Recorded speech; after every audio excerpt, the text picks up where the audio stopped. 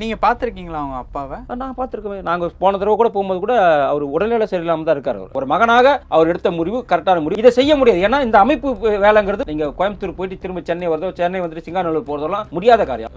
என்ன பிரச்சனை?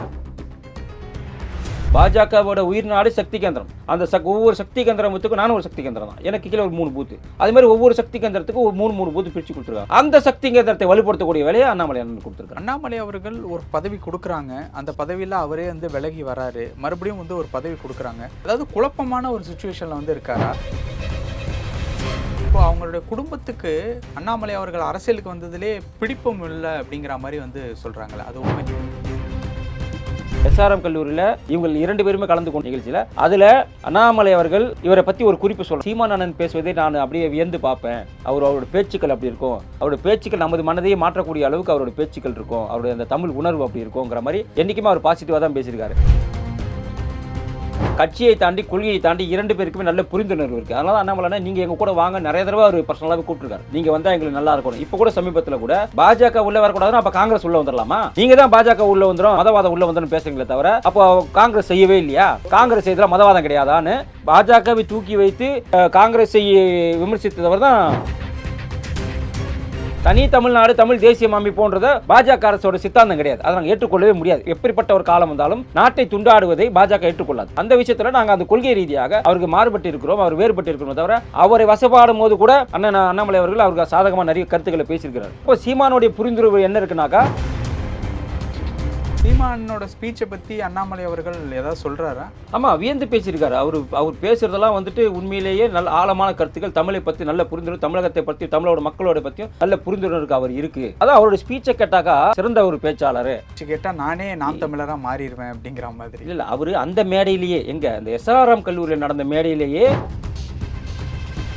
எங்க இருக்குன்னே தெரியாம இருந்துச்சு பாஜக. இன்னைக்கு பட்டி தொட்டி எல்லாம் பாஜக இருக்குனாக்கா அதுக்கு என் தம்பி அண்ணாமலையோட உழைப்பு மிகப்பெரிய உழைப்பு அப்படின்னு அந்த மாதிரிலாம் அவர்.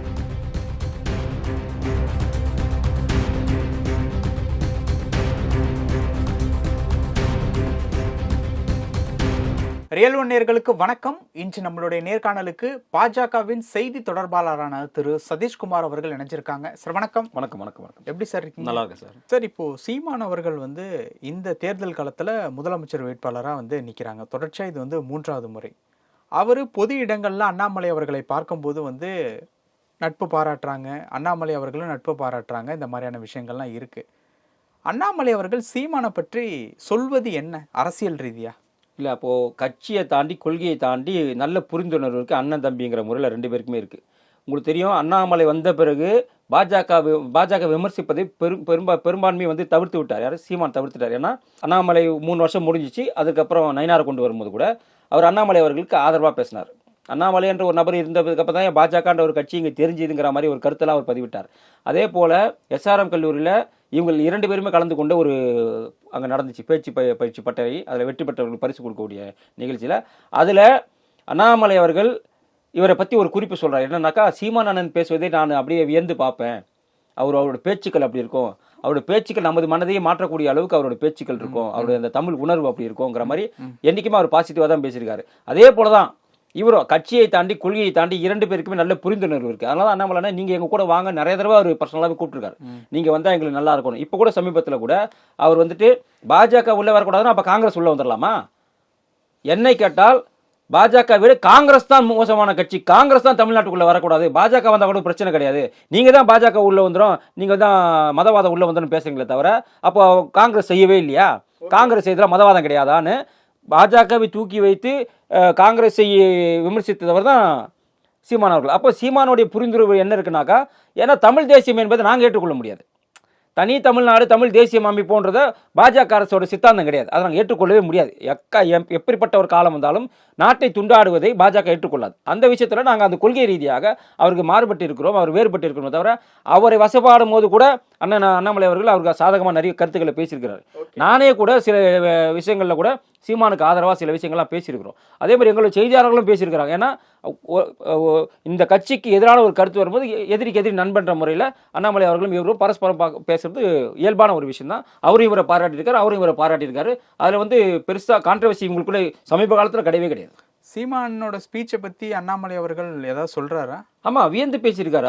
அவர் பேசுறதெல்லாம் வந்துட்டு உண்மையிலேயே நல்ல ஆழமான கருத்துக்கள், தமிழை பத்தி நல்ல புரிந்துணர்வு, தமிழகத்தை பத்தி தமிழோட மக்களோட பத்தியும் நல்ல புரிந்துணர்வுக்கு அவர் இருக்கு. அதான் அவரோட ஸ்பீச்சை கேட்டாக்கா அந்த அளவுக்கு ஒரு மெய் மறந்து கேட்குற அளவுக்கான ஒரு பேச்சாளர், அவர் சிறந்த ஒரு பேச்சாளர், ஆக சிறந்த ஒரு பேச்சாளர்லாம் கூட நம்மள அவர் சொல்லியிருக்காரு. உங்ககிட்ட ஏதாவது அதை பத்தி ஏதாவது சொல்லியிருக்காரா? ஸ்பீச் கேட்டா நானே நாம் தமிழரா மாறிடுவேன் அப்படிங்கிற மாதிரி. இல்ல அவரு அந்த மேடையிலேயே, எங்க அந்த எஸ்ஆர்எம் கல்லூரியில் நடந்த மேடையிலேயே அப்படியான கருத்தை சொல்லல. அண்ணன் பேச்சை கேட்டா நம்ம மெய் மறந்துருவோம், நம்மளே நம்ம மாத்திக்க கூட சூழ்நிலை கூட வரும், அந்த அளவுக்கு அண்ணன் பேசுவார் அப்படின்லாம் வந்துட்டு அந்த மேடையிலேயே சொல்லியிருக்காரு. என்கிட்ட பர்சனலா சொல்றது, அவங்க கிட்ட பர்சனலா சொல்றது பிள்ளையே கிடையாது. இப்போ இப்படிப்பட்ட கருத்துக்கள் அண்ணன் பெரும்பாலும் பரிமாறிக்க மாட்டார். மேடையிலேயே அவர் புகழ்ந்தார்னு சொல்றேன் நான். சீமான் அவர்களே மேடையிலேயே அப்படி புகழ்ந்தவர் தான் நான் அண்ணாமலை. அதே போல அதே மேடையில தான் சீமானும் அண்ணாமலையை புகழ்ந்தார். எங்க இருக்குன்னே தெரியாம இருந்துச்சு பாஜக, இன்னைக்கு பட்டி தொட்டி எல்லாம் பாஜக இருக்குனாக்கா அதுக்கு என் தம்பி அண்ணாமலையோட உழைப்பு மிகப்பெரிய உழைப்பு அப்படின்னு அந்த மாதிரி அவரும் அந்த நான் 3 வருஷத்துல அந்த 3 வருஷத்துல. ஓகே, இது இந்த ப்ரோக்ராம் கூட 1 வருஷம் தான் அது நடந்தது, இப்பதான் நடந்தது. சரி, இப்போ அண்ணாமலை அவர்கள் ஒரு பதவி கொடுக்குறாங்க, அந்த பதவியில அவரே வந்து விலகி வராரு, மறுபடியும் வந்து ஒரு பதவி கொடுக்குறாங்க. ஏதாவது குழப்பமான ஒரு சுச்சுவேஷன்ல வந்து இருக்காரா? என்ன கதை? அவருக்கும் கட்சி எந்த ஒரு குழப்பமும் எங்களுக்குள்ள இல்லைங்க. கட்சி ரொம்ப தெளிவாக இருக்குங்க. கட்சி இப்போ நம்ம அமைப்பு ரீதியாக கட்சி நாங்கள் ஸ்ட்ராங் பண்ணி வச்சிருக்கிறோம். இன்னைக்கு திமுகவுக்கு அடுத்து 67,000 பூத்துக்களை போட்ட 2வது கட்சி நம்ம கட்சி. நீங்கள் பூத்து கமிட்டியை போட்டிருக்க கட்சி நம்ம கட்சி. அதுக்கெல்லாம் காரணம் வந்துட்டு நயினாரனும் சரி அண்ணாமலை அவர்களும் போட்ட எஃபெக்ட் தான் நம்ம 67,000 பூத்து நம்ம போட்டிருக்கோம். ஏன்னா இங்கே இருக்கவங்களை அங்கே சென்னையில் இருக்கவங்களை மதுரைக்கு அனுப்புவாங்க, மதுரையில் இருக்கவங்களை சென்னைக்கு அனுப்புவாங்க. இது மாதிரி மாற்றி ஒர்க் பண்ண வச்சு அங்கே இருக்கக்கூடியவங்களை சந்திச்சு பூத்து கம்மி நாலாம் 3 இதுக்கு போயிருக்கு, சட்டமன்ற தொகுதிக்கெல்லாம் போயிருக்கேன், போய் ஒர்க் பண்ணியிருக்கிறாங்களாம். இங்கேருந்து போய் தங்கி ஒர்க் 3 நாள் தங்கி ஒர்க் பண்ணியிருக்கிறோம். அப்போ அந்த மாதிரி போட்டது தான் இதெல்லாம். எல்லாமே உண்மையான பூத் கமிட்டி, எதுவுமே போலி கிடையாது, உண்மையான பூத். இந்த 67,000 பூத்தும் பார்த்தீங்கன்னாக்கா உண்மை. அதனால தான் பாஜக இவ்வளோ ஸ்ட்ராங்காக இருக்குது. இன்னைக்கு அமைப்பு ரீதியாக பயங்கர ஸ்ட்ராங்காக இருக்குது. அப்போ அமைப்பு ரீதியாக நம்ம கட்சியில் என்ன பண்ணுவாங்கனாக்கா ஒவ்வொருத்தருக்கும் 3 தொகுதி 4 தொகுதி கொடுத்துட்டு அமைப்பு ரீதியாக வேலை செய்வோம். அமைப்பு ரீதியான சாதாரணமாக நீ ஃபோனில் பேசுறது கிடையாது. அங்கே போகணும், வார்டுக்குள்ளே போகணும், அந்த நகரத்துக்குள்ளே போகணும், அந்த தொகுதிக்குள்ளே போகணும். அது என்னால் முடியாதுன்னு சொன்னார். ஏன்னா அவங்க தந்தை மிகவும் சீரியஸாக இருக்கிறாரு, கிட்னி ப்ராப்ளம், உண்மைதான், டயாலிசிஸ் பண்ணிருக்காங்க, கோயம்புத்தூர் அப்போலோவில் இருக்காரு. அதனால என்னால் வந்து பார்க்க ஒரு மகனாக நான் அவர் கூட இருக்கணும். நீங்கள் பார்த்துருக்கீங்களா அவங்க அப்பாவை? நான் பார்த்துருக்கேன். நாங்கள் போன தடவை கூட போகும்போது கூட அவர் உடல்நிலை சரியில்லாமல் தான் இருக்கார். அவர் ஓகே, என்ன பிரச்சனை சார்? அவர் கிட்னி ப்ராப்ளம், அவருக்கு டயாலிசிஸ் தான் போயிட்டு இருக்கு அவருக்கு. அதனால கூட இருக்கணும், கடைசி நான் இருந்து தான் ஆகணும் அப்படிங்கிற மாதிரி அவர் ஒரு மகனாக அவர் எடுத்த முடிவு கரெக்டான முடிவு. ஆனால் இதை செய்ய முடியாது. ஏன்னா இந்த அமைப்பு வேலைங்கிறது ரொம்ப கிட்டத்தட்ட நீங்கள் அங்கே போயிடணும். அங்கே தான் இருக்க முடியும். நீங்கள் கோயம்புத்தூர் போயிட்டு திரும்ப சென்னை வரதோ, சென்னை வந்துட்டு சிங்காநல்லூர் போகிறதெல்லாம் முடியாத காரியம் அவருக்கு கொடுக்கப்பட்ட தகுதிகள். அதனால என்னால் அங்கே இருந்து வேலை செய்ய முடியாது. எனக்கு கோயம்புத்தூர் அதன் பகுதியில் நீங்கள் கொடுத்தீங்கன்னா கூட எனக்கு ஓரளவுக்கு நல்லா இருக்கும். அதுக்காகத்தான் இப்போ சக்தி கேந்திரத்துக்கே இன்சார்ஜாக போட்டிருக்காங்க. சக்தி கேந்திரம் தான் உயிர்நாடி, பாஜகவோட உயிர்நாடி சக்தி கேந்திரம். அந்த ஒவ்வொரு சக்தி கேந்திரத்துக்கும் நானும் ஒரு சக்தி கேந்திரம் தான், எனக்கு கீழே ஒரு 3 பூத்து. அதே மாதிரி ஒவ்வொரு சக்தி கேந்திரத்துக்கும் ஒரு 3 பூத்து பிரித்து கொடுத்துருக்காங்க. அந்த 3 பூத்தை வலுப்படுத்தக்கூடிய வேலை அந்த சக்தி கேந்திரத்தை வேலை. அந்த சக்தி கேந்திரத்தை வலுப்படுத்தக்கூடிய வேலையை அண்ணாமலை அண்ணன் கொடுத்துருக்காங்க. ஓகே சார், இப்போ அவங்க அப்பா கிட்ட பேசியிருக்கீங்களா? அண்ணாமலை அவர்களுடைய அப்பா? இல்லை. என்ன பிரச்சனை அவருக்கு? இல்லை, அதான் சொல்கிறோம். அவருக்கு வந்துட்டு அவரே சொல்லியிருக்காரு, அண்ணாமலைன்னு சொல்லியிருக்காரு, அவருக்கு வந்து டயாலிசிஸ் பண்ணிட்டு இருக்காங்க, கிட்னி ப்ராப்ளம், டயாலிசிஸ் பண்ணியிருக்காங்க, அப்போலோவில் இருக்காரு, அதனால் அவர் கூட இருந்தாகணும் அப்படின்னு அவரே சொல்லியிருக்காரு. ஓகே சார், இப்போ அவங்களுடைய குடும்பத்துக்கு அண்ணாமலை அவர்கள் அரசியலுக்கு வந்ததுலே பிடிப்பும் இல்லை அப்படிங்கிற மாதிரி வந்து சொல்கிறாங்களே, அது உண்மை இல்லை? அப்படிலாம் கிடையாது.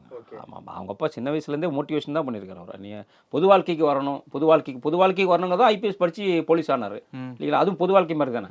ஏன் அவர் இன்ஜினியரோ டாக்டரோ இருந்தால் கூட ஒன்றும் பிரச்சனை இல்லை. ஏன் போலீஸ் ஆகணும்? சமூகத்தை சீர்திருத்தணும் அப்படின்னு தான் போலீஸ் ஆகிறாரு. அதுக்கப்புறம் சரி நம்ம இது ஒரு கட்டத்துக்குள்ள மட்டும் தான் இருக்கும், ஒரு நாட்டையே நம்ம சீர்திருத்த வேண்டியிருக்கு, ஒரு மாற்ற வேண்டியிருக்கணும் போது அப்போ தான் தேசிய கட்சியான பாஜகக்குள்ளே வராரு, விருப்பப்பட்டு தான் வராரு, ரிசைன் பண்ணிட்டு வராரு. அதுக்கான அங்கீகாரத்தையும் கட்சி கொடுத்தது அவருக்கு. பல விஷயங்கள் பேசணும். நேரத்துக்கு ரொம்ப நன்றி சார். நன்றி சார். நன்றி, தேங்க்யூ சார்.